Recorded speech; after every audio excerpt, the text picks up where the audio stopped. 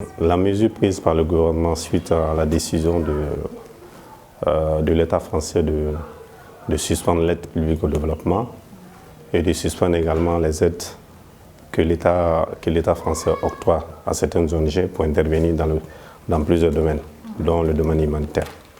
Donc suite à cela, notre gouvernement, dans son principe de réciprocité, a pris cette mesure d'interdire toutes les activités des ONG ayant des financements français.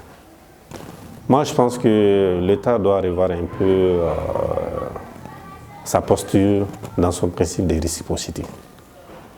C'est bien de défendre les intérêts d'un pays, mais souvent il est important aussi de savoir quelle est la souffrance que le bas peuple endure suite à une décision prise par le gouvernement.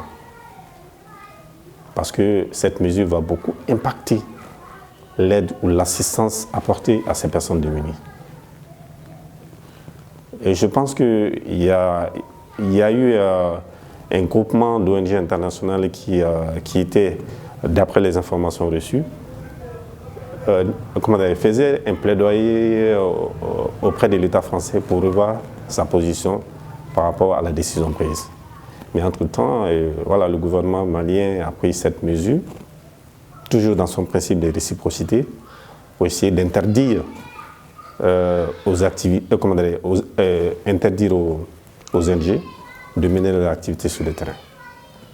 Imagine un peu, d'après certaines statistiques, il y a plus de 3 000 emplois directs qui sont menacés et plus de 11 000 emplois indirects qui sont menacés dans ce décor-là. Donc le conséquent peut être grave. Et puis nous sommes en train de lutter, excusez-moi, peut-être que je vais faire une petite intrusion dans le domaine sécuritaire. Ces personnes qui bénéficient de l'assistance ou de l'aide de ces ONG-là seront laissées à elles-mêmes. Entre-temps, qui va occuper le terrain? Qui va occuper le terrain? On a peur. Moi, j'ai peur que ces pseudo-djihadistes aillent occuper le terrain. Parce que déjà, avec la présence des djihadistes sur le terrain, c'est une difficulté pour les ONG de mener leur activité. Et conséquemment, ça agit sur ces personnes-là qui bénéficient de cette assistance. Voilà.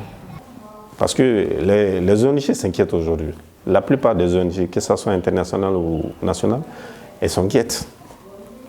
Parce que si elles ne peuvent pas mener d'activité, parce que les sources de financement sont diverses. La France est comprise dans ces sources-là. J'étais enfant, quand mon camarade vient me taper, tout de suite je réagis. Je ne réfléchis pas, je réagis. Parce qu'en ce moment, j'étais enfant, je n'avais pas peut-être certaines facultés à analyser les situations de rupture.